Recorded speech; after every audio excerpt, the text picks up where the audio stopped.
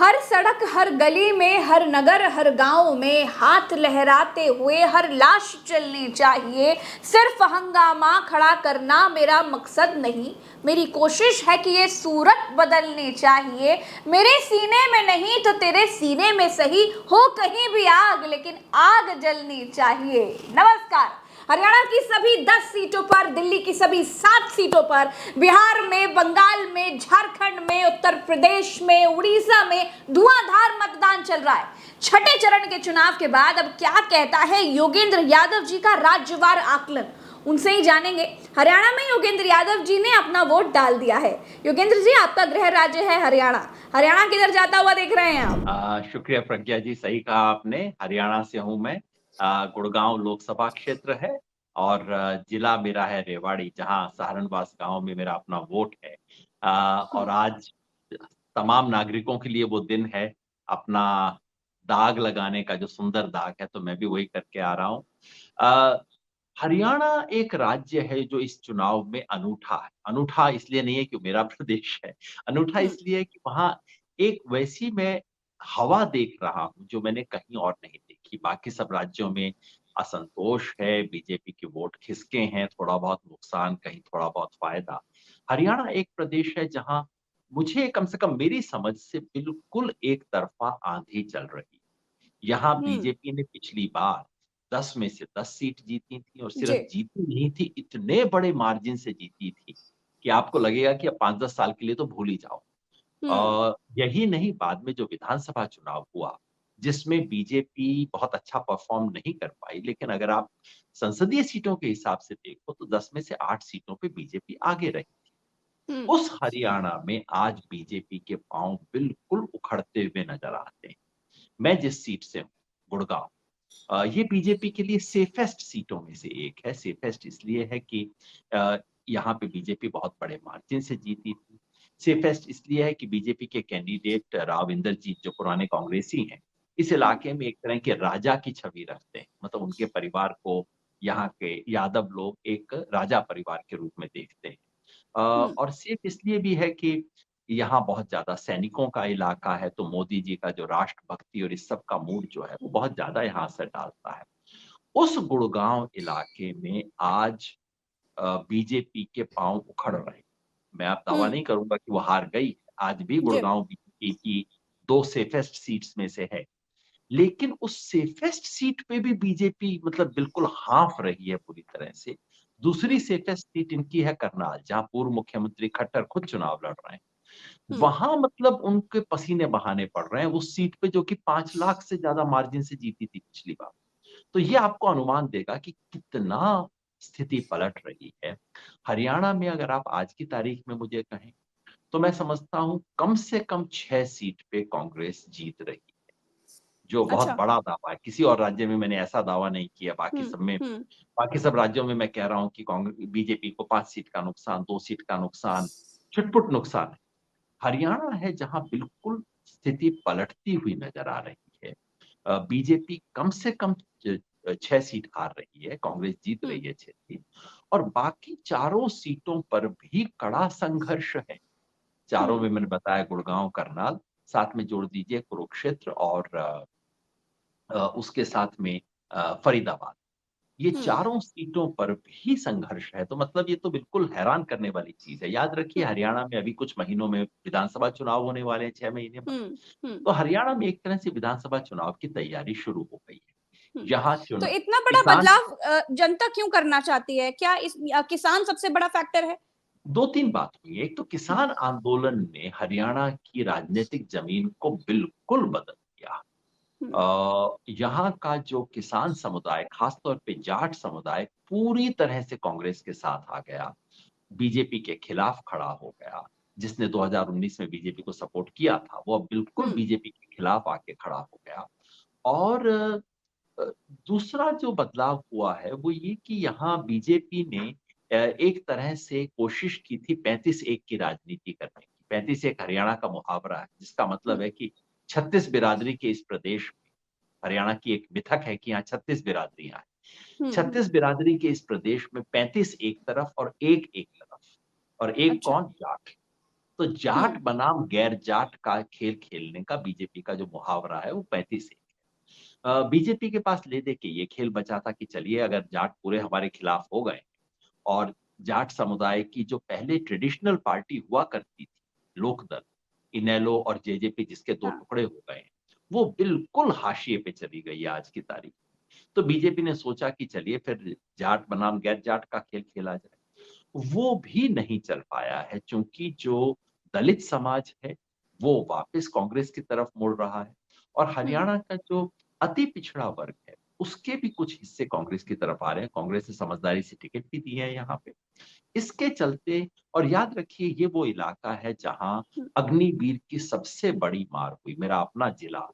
हाँ। ये सब इलाके हैं जहां फौज में बहुत ज्यादा रिक्रूटमेंट होता था और हरियाणा मतलब हर जगह पे गांव में आपको लड़के सड़क पे दौड़ते हुए दिखाई दे जाते थे जो फौज के लिए तैयारी कर रहे होते थे। उनका जो असंतोष और गुस्सा है वो भी इसमें कंट्रीब्यूट कर रहा है। तो सब तरफ से एक तरह से समझिए कि बीजेपी मार खा रही है। तो हरियाणा में तो कम से कम मेरी समझ में बिल्कुल एक तरफा चुनाव इस वक्त हो रहा है। जो असंभव किस्म की लीड बीजेपी की थी वो एक बहुत बड़ी हार में बदल रही अच्छा सर, अब आपसे वो सवाल जिसका इंतजार देश की 140 करोड़ जनता करती है कि कब योगेंद्र यादव जी बताएंगे राज्यवार आकलन उनका क्या है, छठे चरण का, कि क्या होने जा रहा है। और जब आप राज्यवार आकलन करते हैं तो लोग कॉपी पेन लेकर बैठ जाते हैं और वो एक पक्ष की बात करने वाले जो तमाम सेफोलॉजिस्ट और तमाम राजनीतिक विश्लेषक हैं वो पानी पीने को मजबूर हो जाते हैं। बिना देर किए सर, मैं राज्यवार आकलन समझना चाहूंगी आपसे। जी। वैसे मेरे को ऐसी कोई गलतफहमी नहीं है कि 140 करोड़ जनता देखती है। हाँ, पिछली हम्म। बार हमारे वीडियो को बहुत लोगों ने देखा, कोई 15-20 लाख लोगों ने देखा, जिससे बहुत मुझे संतोष हुआ कि वो बात हम्म। समझ सके। अ, देखिए इस बार सबसे बड़ा राज्य जो जा रहा है एक बार फिर उत्तर प्रदेश है। जी। उत्तर प्रदेश की 14 14 सीटें। सीट हो रही हैं। इन 14 सीटों में पिछली बार बीजेपी को 9 थी। मतलब ये वो इलाका पिछले 2 फेज जैसा नहीं है। पिछले 2 फेज में 14 में से 14, 14 में से 13 वाली स्थिति। हम्म। यहाँ 14 में से 9 बीजेपी के पास हैं, 5 विपक्ष के पास थी और इन 5 में से 4 बसपा के साथ। जी। अब सवाल ये है, बसपा तो पीछे आ गई है। तो पहली चैलेंज तो ऑपोजिशन के लिए है कि क्या सपा और कांग्रेस इन पांचों सीटों पे, जो सपा और बसपा ने जो 5 सीट हासिल की थी, क्या उन्हें सपा और कांग्रेस रिटेन कर पाएगी? हम्म। अभी की स्थिति में लग रहा है कि वो कर पाएगी और उसका एक कारण विधानसभा चुनाव के परिणाम को अगर आप देख हम्म। तो इन 14 में से 5 सीट, हूबहू वो 5 नहीं जो कि सपा बसपा ने जीती थी, लेकिन हम्म। 5 सीट पे सपा आगे अगर उसमें कांग्रेस का वोट जोड़ भी दिया जाए तो।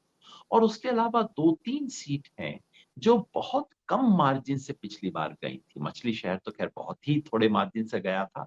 हम्म। उसमें आप श्रावस्ती जोड़ दीजिए, महाराजगंज, 2-3 सीट ऐसी हैं जहां फिर पलटाव की, बदलाव की गुंजाइश दिखाई देती है। हम्म। तो उत्तर प्रदेश में मैं कहूंगा अगर विपक्ष 2 सीट गेन कर तो काफी बड़ी उपलब्धि उनके लिए है। हम्म। 5 तो और 5 को रिटेन करे और 2 को गेन हम्म। करे। हरियाणा अच्छा। के बारे में मैं कह ही चुका हूं। हरियाणा में हम्म। मेरी समझ है कि कम से कम 6 सीट कांग्रेस जीत रही है और हम्म। हरियाणा में कांग्रेस का गठबंधन है आम आदमी पार्टी से 1 सीट हाँ पे जी। कुरुक्षेत्र में। हम्म। वो भी निकाल सकती है। हालांकि अभी उसको मैं कह नहीं रहा, अभी आप 6-4 ही मानिए, लेकिन अगर बढ़ गया तो मुझे हैरानी नहीं। अच्छा। पश्चिम बंगाल में 8 सीटों पे चुनाव हो रहा है और ये जी। इलाका पश्चिम बंगाल का वो इलाका है जिसे झाड़ग्राम कहा जाता है। हम्म। ये झारखंड और उड़ीसा से जुड़ता हुआ पश्चिम बंगाल का पश्चिमी कोना है, जहाँ हम्म। पुरुलिया है, जहाँ पुराना मेदिनीपुर जिला है, जहाँ आदिवासी जनसंख्या है। इन सब में बीजेपी ने सेंध लगाई। देखिए हम्म। पश्चिम बंगाल का अगर नक्शा आपको याद हो, उस नक्शे का ऊपर का हिस्सा जो है वो वो उत्तरी बंगाल बोला जाता है जहां बीजेपी हम्म। स्ट्रांग। फिर जी। उस नक्शे का जो हिस्सा इस तरफ निकलता है, जो बिहार और झारखंड की तरफ निकलता है, वो इलाका है जहां फिर बीजेपी ने, इन दो कोनों में बीजेपी काफी स्ट्रांग है। तो उनमें से हम्म। दूसरे कोने में इस बार चुनाव हो रहा है। हम्म। बीजेपी को 8 में से 5 सीट ऑलरेडी हैं। जी। तो बीजेपी की चैलेंज यहाँ रिटेन करने की। अगर हम्म। बीजेपी 5 सीट रिटेन कर पाती है तो उसके लिए उपलब्धि होगी। अभी हम्म। तक के जो इंडिकेशंस आ रहे हैं उससे लगता है कि बीजेपी रिटेन कर पाएगी। अच्छा। उत्तर हम्म। बंगाल में बीजेपी को कुछ लॉसेस हो रहे हैं, लेकिन इस पश्चिमी हिस्से के अंदर बीजेपी रिटेन करने की स्थिति में होगी, ऐसा लगता है। हम्म सो हम्म नो हम्म गेन नो लॉस वाली स्थिति अभी मेरे को बंगाल में दिखाई देती है। हम्म बिहार में 8 सीट फिर हैं जहाँ चुनाव हो रहा है। हम्म ये इलाका है जिसे पुराने जमाने में तिरहुत बोला जाता था। ये गंगा के ऊपर का इलाका है। उत्तर पश्चिम जो बिहार का हुआ, हम्म जिसमें चंपारण है, सारण है, जो तमाम जिले जिसमें अ, वो पूरा तिरहुत का इलाका आ रहा है।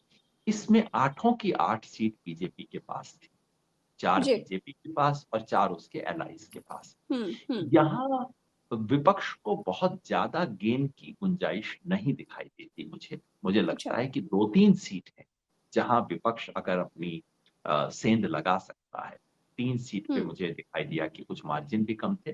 विपक्ष को थोड़ी गुंजाइश भी थी उन 2-3 सीट पे। तो आज की तारीख हम्म में आप इतना ही मानिए कि विपक्ष यदि 2 सीट यहाँ ले आता है, तो अच्छा। विपक्ष के लिए वाल्मीकि नगर की सीट थी जहां उनको मार्जिन बहुत कम था। महाराजगंज, माफ कीजिएगा मैं उत्तर प्रदेश में बोल गया था, महाराजगंज हम्म भी उनमें से है। वाल्मीकि नगर और एक हम्म और 3 सीटों के ऊपर जहां हम्म अ, थोड़ा सा गुंजाइश है, तो 3 में से 2 ही मानिए। 2 हम्म सीट अगर विपक्ष छीन लेता है, तो वो अपने टारगेट पे, क्योंकि 7वें फेज में बिहार में जो आ रहा है, हाँ। वो इलाका है जहां विपक्ष बहुत अच्छा करेगा। तो अच्छा। अलग-अलग इलाके के अलग-अलग हिसाब होता है। हम्म अ, उसके बाद दिल्ली। आप आ जाइए उड़ीसा में, क्योंकि हम्म उड़ीसा में 6 सीटें। 6 सीटों में हो रहा है और इन 6 सीटों में से पिछली बार बीजेपी को 2 थी। हम्म मेरा मूल्यांकन है कि बीजेपी यहाँ गेन कर अच्छा। अ, इसमें ये इलाका हम्म बीजेपी के लिए गेन करे। देखिए उड़ीसा में कुल मिला के खबर जो है, वो जी। ये है कि विधानसभा चुनाव में तो बीजेडी आगे है। याद हम्म रखिए उड़ीसा में लोकसभा और विधानसभा दोनों चुनाव एक साथ हो रहे हैं इस जी वक़्त। जी जी। तो विधानसभा चुनाव में तो बीजेपी पीछे है, बीजेडी हम्म आगे है। मैं समझता हूँ एक बार फिर नवीन पटनायक दोबारा मुख्यमंत्री बनेंगे। लेकिन लोकसभा में बीजेपी को पिछली बार की तुलना में और भी गेन्स हो रहे हैं और ये अच्छा। वो इलाका है। अब हम पश्चिमी उड़ीसा से पूर्वी उड़ीसा, जो तटीय उड़ीसा बोला जाता है, उसकी तरफ आ रहे हैं। तो कटक, पुरी, भुवनेश्वर, इन तीनों में इस बार हम्म इलेक्शन हुआ है। इस इलाके में भी बीजेपी बढ़ रही है, तो बीजेपी यहाँ 2 सीट गेन कर ले तो मुझे हैरानी नहीं होगी। तो उड़ीसा में एज देख रहे हैं आप बीजेपी जी, के लिए? उड़ीसा में बीजेपी को गेन मिला है, इसमें कोई ओके। संदेह नहीं है, सारी रिपोर्ट्स भी दिखा रही हैं। और हम्म झारखंड की 4 सीटें हैं, जिनमें से 3 सीट पिछली बार बीजेपी के पास थी और 1 उनके हम्म एलआई के पास था, यानी कि चारों सीटें बीजेपी के पास थी। हम्म यहाँ 1 सीट का नुकसान मुझे होते हुए दिख रहा है हम्म बीजेपी, यानी कि यहाँ पे डोमिनेंस है, जो अच्छा। बिल्कुल आदिवासी कोर एरिया झारखंड का रहा है, वहाँ नुकसान हुआ है बीजेपी को भारी। हम्म ये जो थोड़ा-सा शहरी या थोड़ा-सा जो बिहार से सटा हुआ एरिया रहा है, वहाँ हम्म बीजेपी को कम नुकसान हुआ है। इसके तो पीछे क्या आज कारण हमारे देख रहे हैं सर? हेमंत सोरेन का आदिवासी मन फैक्टर? में तो स्पष्ट है, हेमंत सोरेन का गुस्सा है, हाँ। कहीं न कहीं ओके। आदिवासी समाज के अंदर इस चीज़ का गुस्सा है। और छत्तीसगढ़ की तुलना में देखिए छत्तीसगढ़ भी मुख्यतः आदिवासी इलाका है, काफ़ी बड़ी हम्म आदिवासी जनसंख्या है, झारखंड में उससे भी ज़्यादा है। लेकिन छत्तीसगढ़ में बीजेपी को नुकसान नहीं है, झारखंड में बीजेपी को नुकसान है। हम्म जिसका कारण एक ही हो सकता है, हेमंत सोरेन और जिस तरह से बीजेपी ने दखलंदाजी की है वहाँ, उसके बारे हम्म में लोगों के मन में विचार तो रहता ही है। और एक हम्म सीट जम्मू कश्मीर की है, तो कुल मिला हम्म के अगर आप देखें इस आज हम्म के वोट, दिल्ली की माफ 7 सीटें कीजिए छूटी दिल्ली की शायद। बात नहीं, हाँ माफ हाँ। कीजिए दिल्ली की बात नहीं हुई हम्म जहाँ मैं रहता हूँ। हम्म अ दिल्ली की जो 7 सीटें हैं, हम्म उनमें मुझे कम से कम 3 सीट इस बार बीजेपी की जाती हुई दिखाई दे रही है। जाती हुई देखिए दिख रही है। हाँ। बीजेपी ने पिछली बार धड़ल्ले से पूरा हम्म स्वीप किया था 7 सीटों में और सिर्फ जीती नहीं थी हम्म बीजेपी, हम्म इतने बड़े मार्जिन से जीती थी कि आम आम आदमी पार्टी और बीजेपी दोनों का आम आदमी पार्टी और कांग्रेस हम्म दोनों का वोट जोड़ भी दे तब भी वो बीजेपी के नजदीक भी नहीं पहुंचता था। हाँ। विधानसभा चुनाव में बिल्कुल पलट गया, आम आदमी पार्टी 7 सीटों में आगे आ गई। तो हम्म दिल्ली का एक कोई 20% के करीब तबका है जो कि विधानसभा चुनाव में आम आदमी पार्टी को वोट देता है, लेकिन लोकसभा चुनाव में कांग्रेस की तरफ चला जाता है। हम्म अब सवाल ये है कि क्या वो पूरा का पूरा इस बार बीजेपी के साथ जाएगा? मुझे नहीं लगता, उसके 2-3 कारण हैं। पहला तो ये कि पूरा देश भर में जो हो रहा है कि वो जो उत्साह, उन्माद और वो जो आशा का अतिरेक था, वो तो कम हुआ है, उफान तो ठंडा हुआ है पूरे देश भर। हुँ, दूसरा बीजेपी दिल्ली में बीजेपी के एमपी के प्रति बहुत गुस्सा है।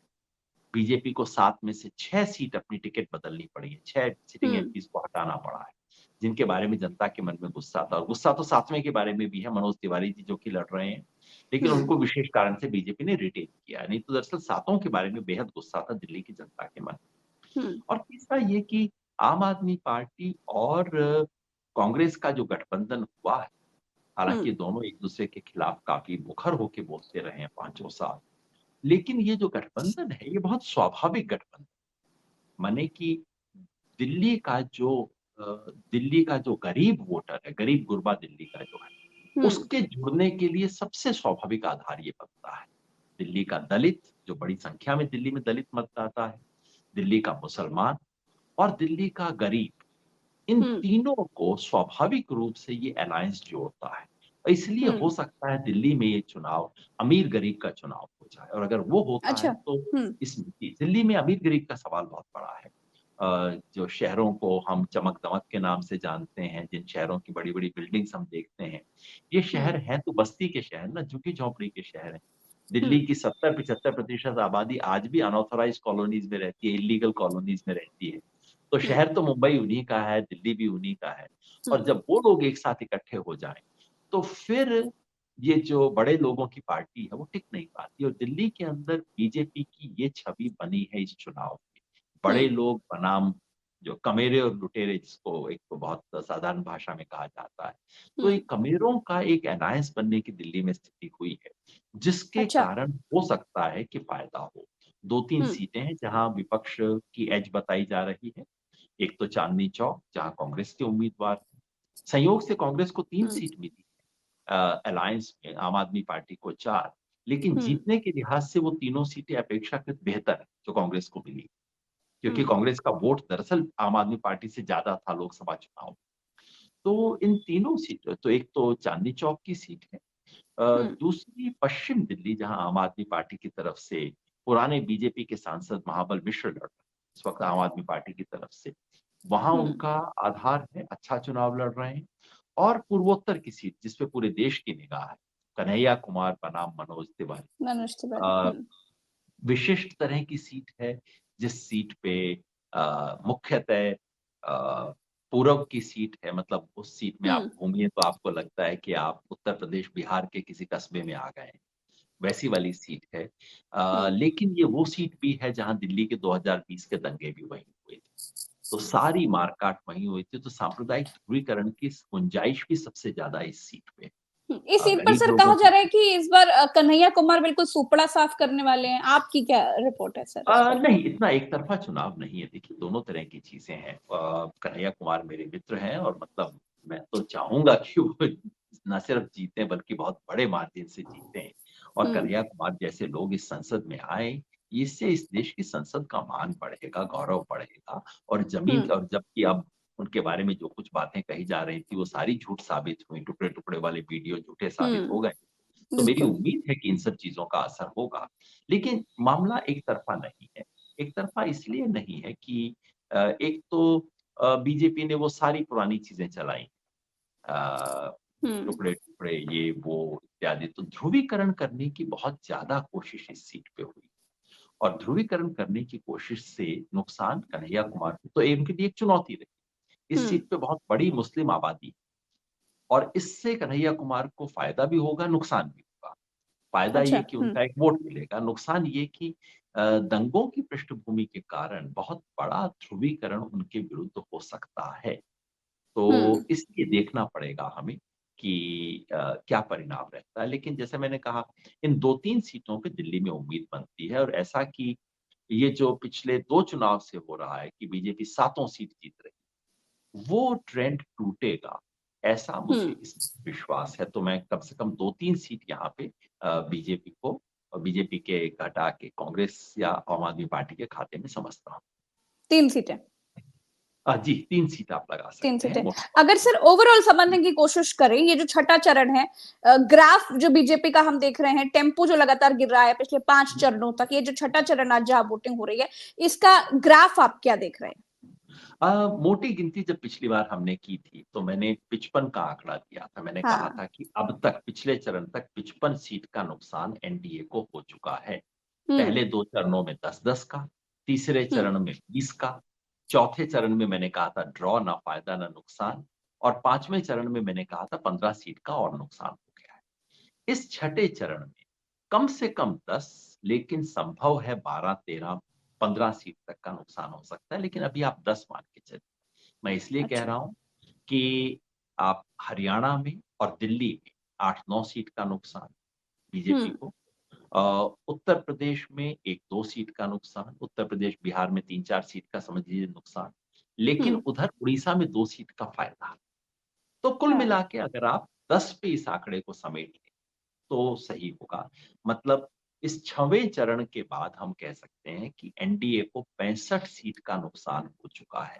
याद रखिए एनडीए 253 सी 353 हुँ, 353 पे यदि एनडीए था और अगर उसको 65 का नुकसान हुआ, तो एनडीए घट के आ जाता है कोई 190 से कम। हुँ, 290 से कम पे आ जाता है और अभी आखिरी राउंड बाकी है। हमें देखना है कि वहाँ उनको 10 सीट का नुकसान होता है, 15 का या 20 का। हुँ, जहाँ तक बीजेपी का संबंध है, इस 65 में से 50 का नुकसान सीधा बीजेपी को हुआ है, हुँ, 15 का नुकसान एलायंस को है। तो अगर 50 का नुकसान बीजेपी को है, तो बीजेपी तो 250 पे आ गई ना, हुँ, 303 पे थे। तो हुँ, जो मेरी मोटी रीडिंग है, जो मैं कई बार से कह रहा हूँ वही और जो मैंने वीडियो भी रिलीज़ किया था, एक वीडियो हुँ, आज हुँ, फिर मैंने ये अभी इसी पे कल रिलीज़ किया है।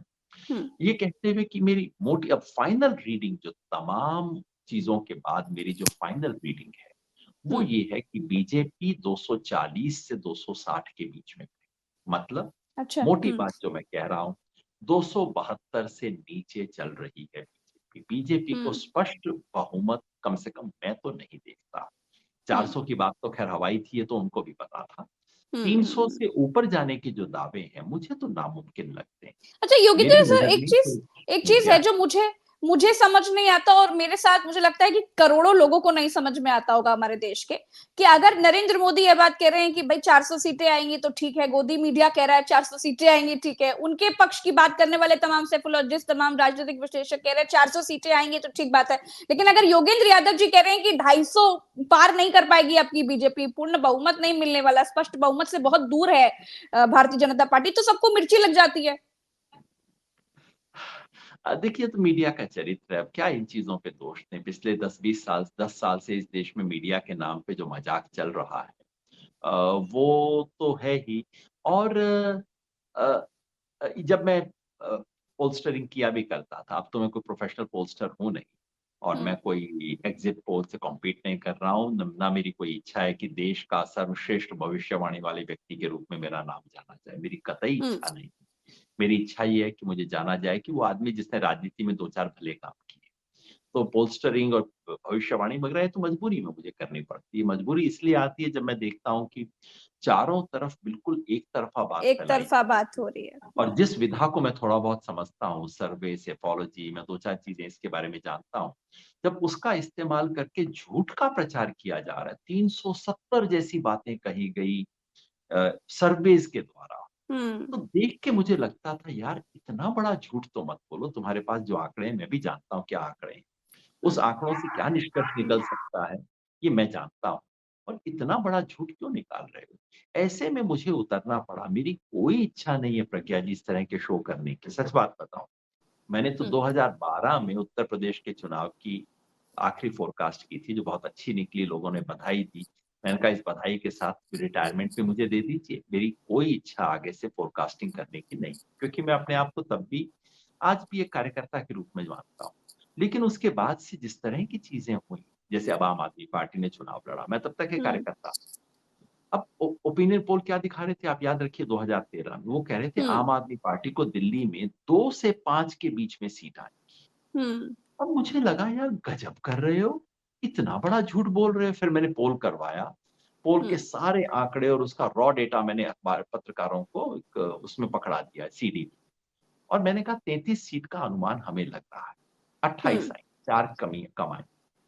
सन 2015 में इस तरह से फिर इन्होंने कहना शुरू किया कि आम आदमी पार्टी तो अब भगोड़ा साबित हो गई है। और हुँ, देखिए अरविंद केजरीवाल की पार्टी को बहुमत आएगा, नहीं आएगा, कयास लग रहा है। तब मैंने सर्वे किया और सर्वे के आधार पे मैंने कहा कि कम से कम 57 सीट आ रहे हैं। तो पत्रकारों ने प्रेस कॉन्फ्रेंस में मुझे कहा कि सर इतना प्रचार कर रहे हैं आप, मतलब पार्टी का, ये तो ठीक नहीं है, हुँ, इतना प्रोपेगेंडा मत कीजिए, इतना रेट रेट थोड़ा-सा तो ठीक लगाया कीजिए, 70 में से 57 सीट बता रहे हैं। आई हुँ, कितनी? 67, 67 आई थी। और मैं तब भी कह रहा था कि भैया मैं तो कंज़र्वेटिव होके बोल रहा हूँ। क्योंकि हुँ, लोग मान लेते हैं कि आप पॉलिटिक्स में हैं तो झूठ बोल ही रहे हैं। मैं कोशिश करता हूँ ऐसा ना करने की। यही हुँ, मैंने कर्नाटका में किया। हर चुनाव में आगे बढ़ के फोरकास्टिंग करूँ, ऐसी मेरी कोई इच्छा हुँ, नहीं है। 2019 में भी, क्योंकि उसका नाम बहुत लोग ले रहे हैं और तमाम तरह की भ्रांतियाँ फैला रहे हैं। हुँ, 2019 के चुनाव में मैंने कहा, अक्टूबर-नवंबर में, चुनाव से 6 महीना पहले, कि बीजेपी तो 100 सीट लूज़ कर रही है। हुँ, उसके बाद हो गया बालाकोट और ये सर्जिकल स्ट्राइक, जिसके बाद बिल्कुल मूड बदल गया और मैंने उसके बाद ऐसा कुछ भी कहना बंद किया। ना सिर्फ वो किया, एग्ज़िट पोल आने से पहले मैंने एक आर्टिकल लिखे कहते हुए कि देश का मूड कैसे बदला है, और एग्ज़िट पोल आने से पहले मैंने लिखा, चाहे तो आपको ट्वीट दिखा भी सकती हैं, मैंने स्पष्ट लिखा कि बीजेपी सरकार बनाने जा रही है। और एग्ज़िट पोल आने हुँ, के बाद मैंने कहा बिल्कुल सही एग्ज़िट पोल है। मोदी जीते हैं, लोकप्रियता की वजह से जीते हैं और इन बातों से मुँह चुराना नहीं चाहिए। अब ये हुँ, कोई बात नहीं बताएँगे, आपको 6 महीने पुरानी वाली चीज़ लाके दिखाएँगे कि 2019 में कहते थे कि बीजेपी की 100 सीट कम आई। ये नहीं बताएँगे बालाकोट से पहले की स्थिति थी। जब हुँ। बीजेपी राजस्थान हारी थी, मध्य प्रदेश हारी थी, छत्तीसगढ़ हारी थी। वो उस समय की बात है, ये आप नहीं बताएँगे। लेकिन जब इसी एक तरह तरफ की से बात ही चल रही है तो सुनने सुनने में भी तकलीफ होती है, ये भी तो बात है। ऐसा एक बन गया है और इतनी एक तरफ़ा चीज़ें हो रही हैं। सर मैंने अ देखा कि पीके ने कहा कि मोदी सरकार फिर से बन रही है, फिर से मोदी आ रहे हैं। करण थापर ने 4 सवाल पूछ लिए तो पानी पीने लग गए। नहीं, नहीं, वो मुझे अच्छा नहीं लगा जो एपिसोड हुआ, और उसके बारे में जिस तरह की बातें हो रही हैं, वो भी मुझे अच्छी नहीं लगी। देखिए, अगर मेरा अधिकार है कहने का, तो पीके का भी उतना ही अधिकार है ना। मैं भी एक राजनीतिक कार्यकर्ता हूँ, वो भी एक राजनीतिक कार्यकर्ता है। अगर हुँ, मैं कह सकता हूँ कि बीजेपी मेरे अनुमान में, और उसके तर्क दूँगा मैं ना। उन्होंने अपनी बात कही, उन्होंने तर्क दिए। मैं उनकी बात से असहमत हो सकता हूँ। हुँ, ठीक, देखिए प्रशांत किशोर इस देश में राजनीति के बारे में बारीकी से बात करने वाले कुछ लोगों में से एक हैं। मैं उनकी बात हुँ, सुनता हूँ, कई बार असहमत होता हूँ। इस मायने में जैसे पूरी तरह से मैं असहमत हूँ उनकी बात में। उनका तर्क हुँ, ये नहीं है कि मोदी का जादू फिर बार चल रहा है इत्यादि। वो हाँ, कह रहे हैं हाँ, कि मोदी का जादू कम हुआ है। वो कह रहे हैं कि अ, देश की स्थिति खराब है, हुँ, लेकिन ऑपोज़िशन की स्थिति और भी ज़्यादा खराब है और हुँ, इसलिए बीजेपी कुल मिला के निकाल लेगी। उनका तर्क ये है कि बीजेपी को इस तटीय पट्टी में, हुँ, ये जो केरला से लेके उड़ीसा, वो तो कहते हैं बंगाल तक, कुछ हुँ, 20-25 सीट का फ़ायदा होगा और बाकी पूरे देश में मिला के 20-25 का ही नुकसान होगा या उससे भी कम का नुकसान होगा। इसलिए हुँ, बीजेपी आराम से 303 के पार निकल जाएगी। जो मेरी समझ है वो ये है कि हाँ, बीजेपी को केरला से लेके उड़ीसा तक फ़ायदा होगा। बंगाल में बहुत बड़ा फ़ायदा मुझे नहीं दिख रहा। हुँ, केरला से उड़ीसा तक फ़ायदा होगा, लेकिन मेरा मानना है कि बीजेपी को शायद 13-14 सीट का फ़ायदा होगा यहाँ, और वो 13-14 सारी की सारी सीट अकेले कर्नाटका में निपट जाएँगी। हुँ। कर्नाटका में 13 सीट का नुकसान हो रहा है बीजेपी को। और और सर मेरा सबसे बड़ी बात है कि अभी तक जितने चुनाव हुए हैं वो मोदी फैक्टर पर, मोदी लहर पर, मोदी के क्रेज पर हुए हैं। अब जो चुनाव हम देख पा रहे हैं 2024 का, इसमें मोदी का नाम कहीं भी नहीं है, बल्कि नाराजगी और ज्यादा दिखाई दे रही है कि मोदी ने जितने मुझे वादे किए वो सब झूठे हैं। उसके बाद भी ये अ बात कहना कि मोदी आ रहे हैं, ये इस पर आपका क्या कहना है? देखिए, असहमति होती है। असहमति में ये इंसान को नहीं मान लेना चाहिए कि सामने वाला झूठा है, बेईमान है, इत्यादि। हम्म, असहमति है। मुझे लगा कि प्रशांत किशोर, जो चुनाव से कुछ हफ्ते पहले की समझ थी, वो अभी उसी पे टिके हुए। हम्म, मैं बात ज़मीन पे घूमता रहा हूँ और मैं इस चुनाव को बदलते हुए अपनी आँख के सामने देख रहा हूँ। तो ये बात बिल्कुल सच है कि फरवरी महीने में अगर आप मुझसे पूछते, तो मैं कहता तो यही कि बीजेपी को 272 से नीचे उतारा जा सकता है, लेकिन मेरे मन में तब ये था कि शायद ये हो नहीं पाएगा, कर नहीं पाएगा, ऑपोज़िशन कुछ ख़ास कर नहीं पा रहा। उस समय की जो मेरी समझ थी, प्रशांत किशोर आज भी वहीं पे खड़े। मुझे लगता है कि उसके बाद से बहुत कुछ बदला है और पार्टियों से ज्यादा पब्लिक ने ये इलेक्शन अपने हाथ में थाम लिया है। सरकार के विरुद्ध असंतोष है। मोदी जी का जो उफान था वो नीचे उतर गया है और उफान नीचे उतरने से वोट खिसक रहे हैं बीजेपी के और जहां-जहां वोट खिसकेंगे कहीं कम कहीं ज्यादा नुकसान होगा। वोट खिसकने का नुकसान गुजरात में, मध्य प्रदेश में, हुँ, छत्तीसगढ़ में बहुत कम होगा। 1-1 2-2 सीट हार सकते हैं, ज्यादा नहीं होगा। अच्छा, लेकिन नुकसान राजस्थान में ज़्यादा होगा, हरियाणा में बहुत बड़ा नुकसान होगा, उत्तर प्रदेश और बिहार में नुकसान होगा। इसलिए मैं समझता हूँ कि इसलिए मैं अपनी रीडिंग पर कायम हूँ। लेकिन मैं कहूँ कि भाई मेरी ही रीडिंग सही है, इतना अहंकार नहीं होना चाहिए व्यक्ति को। सोचना चाहिए कि मैं भी गलत हो सकता हूँ, जैसे वो भी गलत हो सकते हैं। हुँ, चलिए सर और ओवरऑल बात कर लेते हैं। आपने पिछली बार कहा था 250 पार बीजेपी नहीं जा पाएगी। इस बार भी हम जो चर्चा कर रहे हैं उसमें आपने कहा है कि 250 पार 240 से 260 बताया है आपने, स्पष्ट बहुमत से नीचे। आप इस बात पर बिल्कुल कायम हैं, इस छठे चरण तक? जी और आप समझ लीजिए फाइनल असेसमेंट ही है कि 7वें चरण के बाद तो एग्जिट पोल आ जाएँगे और एग्जिट हाँ, पोल से कॉम्पिटिशन करने की मेरी कोई नियत नहीं है, कोई मेरा इरादा नहीं है। एक मेरी तरफ से फाइनल मूल्यांकन यही है कि बीजेपी 240 से 260, बीजेपी के जो एलाइज़ वो 35 से 45 के बीच में कहीं, है ना? अच्छा, जिसका हुँ, मतलब है कि मिला के वो मेजॉरिटी ले सकते हैं। लेकिन अगर आखिरी दौर में कुछ बड़ा उलटफेर हुआ, तो ये भी संभव है कि पूरा एनडीए ही 272 से नीचे आ जाए। आज की हुँ। स्थिति में मुझे कम प्रोबेबिलिटी लगती है, उसकी संभावना कम लगती है। लेकिन पूर्णतः तो बड़ा असंभव ये बात उलटफेर नहीं है। क्या हो सकता है सर? अब तो एक चरण का चुनाव बचा है, बस 7वां अ, बचा है। उसमें पूर्वी आपको उत्तर लगता है प्रदेश हुँ, में जिस पूर्वी उत्तर प्रदेश की पट्टी में जा रहा है, जहाँ आज का चुनाव हुआ और जो कल का आज के चुनाव में क्या हुआ ज़मीन पे उसकी रिपोर्ट तो कल परसों तक आएगी। जी, और 7वें चरण के चुनाव में जो मैं सुन रहा हूँ वो ये कि जैसे-जैसे चुनाव उत्तर प्रदेश में पूर्व की तरफ जा रहा है, वैसे-वैसे बीजेपी के पाँव उखड़ रहे हैं। और अखिलेश और राहुल का एक कंबाइंड इफेक्ट, उनकी केमिस्ट्री और कंबाइंड इफेक्ट काफ़ी इफेक्टिव है। हुँ, अगर वो होता है और अगर उत्तर प्रदेश में मान लीजिए 10 सीट का एडिशनल नुकसान हो जाता है, हुँ, तो ऐसे में ये जो इक्वेशन आज की तारीख में मैं मोटी बात क्या कह रहा हूँ, मैं मोटा ये कह रहा हूँ कि देखिए 400 की बातें एकदम हवाई थी। हुँ, 300 से ऊपर जाना मुझे नामुमकिन लगता है। 300 से नीचे आ रही हैं। मेरी समझ है कि 272 से नीचे बीजेपी है। बीजेपी को स्वयं मेजॉरिटी नहीं आ रहा, ये मेरी समझ है। हुँ। हुँ, मगर एनडीए को जोड़ के बीजेपी मेजॉरिटी ले सकती है, मुझे ये मुमकिन दिखाई देता है। अगर कोई बड़ा बदलाव होता है, जैसे आज दिल्ली में कुछ लोग कह रहे हैं 7 सीटों पे सुपड़ा साफ हो जाएगा बीजेपी का। हाँ, अगर ऐसा कुछ हाँ, होता है जो मेरी जानकारी में अभी नहीं है, तो ऐसे में ये संभावना बन सकती है कि एनडीए ही 272 से नीचे उतर जाए। संभावना है, मैं इसे अच्छा, पूर्ण विश्वास के एनडीए साथ ही अभी 272 के नीचे उतर उतर सकती है। सकता है। जी, अगर आखिरी राउंड ओके, में ऐसा हुआ, नहीं तो आज की स्थिति में जो मेरे जो आंकड़े मैं दे रहा हूँ, उसके हिसाब से तो वो 272 के ऊपर ही।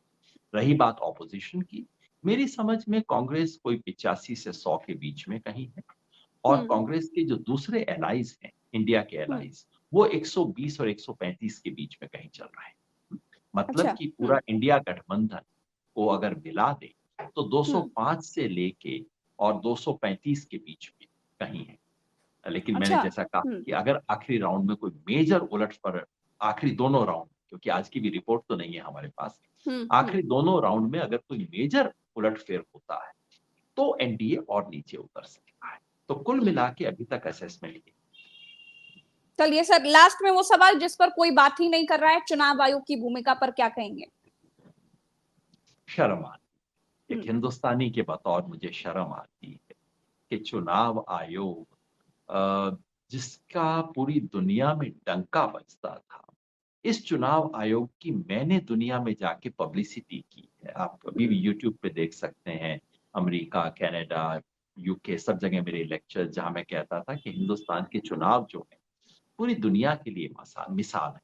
2004 में जब अमेरिका में फ्लोरिडा में चुनाव में हेर-फेर हो गया, हुँ, तो मैं हँसता था कि भैया ज़रा इंडिया आ जाओ, हमसे चुनाव करवाना सीख लो, हमारे इलेक्शन कमीशन के पास आ जाओ। और सच में यूके यानी कि ब्रिटेन में चुनाव आयोग जब पहली बार बना, उनका चुनाव आयोग 20 साल पहले ही बना था, तो वो मेरे से मिलने आए और मैंने कहा कि आप हिंदुस्तान के चुनाव आयोग से ये बातें सीख सकते हो।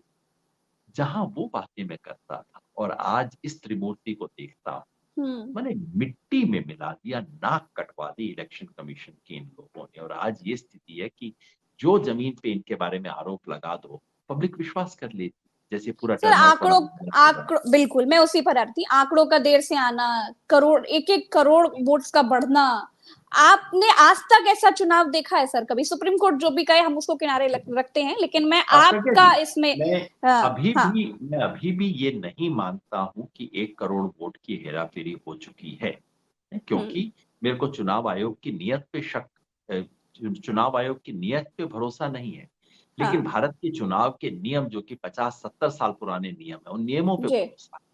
वो नियम अभी भी फॉर्म 17C नामक एक चीज एग्जिस्ट करती है, जो कि चुनाव हम्म। आयोग को हर तरह की हेराफेरी से रोकती है। 17C जी। का मतलब जहां वोटिंग हो जाती है, वोटिंग के बाद रिटर वहां का जो प्रिजाइडिंग ऑफिसर होता है, वो बिल्कुल। तमाम एजेंट के सामने लिखता है कि भाई यहाँ 1286 वोट पड़ने थे, जिनमें से हम्म। 978 वोट पड़े, सबके सिग्नेचर होते हैं, एक कॉपी उसके पास रहती है और एक एक कॉपी हर एजेंट को दी जाती है। हाँ। उसके बाद उस बूथ के वोट बदलना अभी भी बहुत मुश्किल काम है। जो हम्म। चुनाव आयोग ने किया है वो कोताही है, वो इनएफिशिएंसी, निकम्मापन है और हम्म। एक सीक्रेटिवनेस है। मतलब गजब के तर्क दे रहे हैं ये। और दुर्भाग्यवश मैंने सुना कि सुप्रीम कोर्ट ने भी कल इसको स्वीकार कर लिया इन तर्कों। हम्म। सुप्रीम कोर्ट ने कहा है कि नहीं, हम चुनाव की प्रक्रिया में दखलंदाजी नहीं दे सकते। अरे भाई, आपसे बिल्कुल। दखलंदाजी करने की कोई बात नहीं कह रहे, सिर्फ इतना कह रहे हैं कि हर बूथ में कितने वोट पड़े, इसकी संख्या जानने का तो मुझे अधिकार है ना, एक नागरिक के हम्म। बतौर। आप मुझे कैसे इनकार कर सकते हैं इस बात से? और इम्पोर्टेंट बात ये है प्रज्ञा जी, तो पूरा देश जानना चाहता है, वो ये कि कहीं जितने वोट पड़े और जितने वोट गिने गए, इनमें हम्म। अंतर तो नहीं होगा। असली बात ये है, अच्छा। नॉर्मली होना नहीं चाहिए। जितने वोट पड़ेंगे उतने ही वोट गिने जाएंगे ना। बिल्कुल बिल्कुल। हाँ। लेकिन 2019 में ऐसा नहीं हुआ था और देश में सब लोगों को पता नहीं है इसके बारे में। हम्म। 2019 में चुनाव आयोग ने पहले 4 फेजेस के पूरे अपने 17C वाला आंकड़ा जो था, मतदान कहाँ किस बूथ में कितना हुआ, रिलीज कर दिया। उसके हम्म। बाद काउंटिंग हो गई। काउंटिंग के हम्म। बाद किसी पत्रकार ने, एक महिला पत्रकार ने, दोनों को जोड़ के देखा और बताया कि पोस्टल बैलेट को तो अलग कर दीजिए, मशीन में जितने वोट पड़े थे और मशीन में जितने वोट काउंट हुए, उन दोनों में अंतर था। कैसे हो गया ये अंतर? और ये बहुत, और इसका चुनाव आयोग ने क्या जवाब दिया 2019 में जब उसने पॉइंट आउट किया ये, कि ये कैसे? कहीं सैकड़ों का अंतर था, कहीं हजारों का अंतर था और एक जगह तो 20,000 का अंतर था दोनों में। हम्म। तो ये कैसे संभव है? चुनाव आयोग का जवाब पता है क्या था? हम्म। चुनाव आयोग ने उन आंकड़ों को रातों रात अपनी वेबसाइट से हटा दिया। बस आज तक कोई जवाब नहीं दिया उसके बारे में। अब जो हम जैसे लोग पूछते हैं, मैं सिर्फ एक बात सुनिश्चित करना चाहता हूँ। पहली तो खैर ये कि आंकड़े लेने का, पूरी सूचना लेने का मेरे को अधिकार है। बिल्कुल लेकिन है। अधिकार मुझे यहाँ एक विशेष कारण से है कि कहीं ऐसा ना हो कि वो 2019 की तरह जितने वोट पड़े मशीन में और जितने वोट गिने गए, इनमें अंतर हो। एक वोट हम्म। का भी अंतर नहीं होना चाहिए दोनों में। और अगर अंतर है तो गड़बड़ है। मैं ये हम्म। सुनिश्चित करना चाहता हूं कि काउंटिंग शुरू होने से पहले मुझे पता हो कि कितने वोटों की गिनती होगी। ये तो हम्म। पहले से पता होना चाहिए ना। काउंटिंग के बिल्कुल। बाद आप हम्म। मुझे कैसे बताएंगे? आप पहले बताइए कितने वोट आप काउंट करेंगे और उसमें हम्म। आप सिर्फ ये बताएंगे कितने वोट किसको मिले, मगर कितने वोट पड़े, हम्म। इसके बारे में दो राय कैसे हो सकती है? तो मैं चुनाव आयोग से इस देश का नागरिक होने के नाते मांग करता हूं कि आप मुझे बताइए, सिर्फ प्रतिशत 69.23% मत बताइए। आप मुझे बताइए कि फला मेरी कॉन्स्टिट्यूएंसी गुड़गांव, आप हम्म। मुझे गुड़गांव में बताइए कि कुल मिला के 9,72,648 वोट पड़े। एग्जैक्ट मेरे पास आंकड़ा होना चाहिए, मेरा अधिकार है नागरिक के रूप में हम्म। जानने का। आप कैसे इनकार कर सकते हैं इस बात से? और फिर मैं जानूंगा कि काउंटिंग के वक्त एग्जैक्टली उतनी ही काउंटिंग हो। उसके अलावा पोस्टल बैलेट, जो कि आप बताएंगे कितने पोस्टल बैलेट थे, उसकी काउंटिंग अलग कर लीजिए। ये असली मुद्दा है और मुझे बहुत अफसोस हुआ कि चुनाव आयोग ने ये कहा कि कानूनी मजबूरी नहीं है, कानून में कहाँ लिखा है कि देना ज़रूरी है, इसलिए हम नहीं देंगे।